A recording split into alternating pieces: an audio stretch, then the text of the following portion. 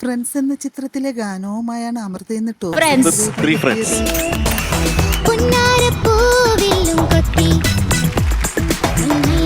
കൈതപ്രത്തിന്റെ സംഗീതത്തിൽ കേസ് ചിത്ര ആലപിച്ച ഗാനമാണ് താരം വെരി ഡിഫറെന്റ് കോറിയോഗ്രാഫി കേട്ടോ. മൊത്തത്തിൽ നോക്കിക്കഴിഞ്ഞാൽ അമൃതക്കുട്ടിക്ക് ഇതിനും നന്നായിട്ട് പാടാൻ പറ്റൂ ഈ പാട്ട്.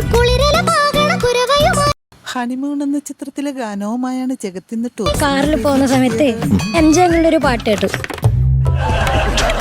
നമ്മുടെ കഴിവ് തെളിയിക്കാൻ പറ്റിയ ഒരു പാട്ട്. MK അർജുന്റെ സംഗീതത്തിൽ ജയചന്ദ്രൻ ആലപിച്ച ഗാനമാണ് താരം എനിക്ക് ചോദിക്കാനുള്ളത് ഒരേ ഒരു ചോദ്യം. ജഗതുടാ എന്തോ ഒരു കാര്യം പറഞ്ഞു.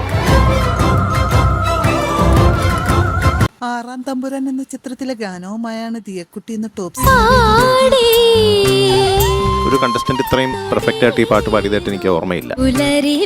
രവീന്ദ്രൻ മാഷിന്റെ സംഗീതത്തിൽ കേസ് ചിത്ര ആലപിച്ച ഗാനമാണ് താരം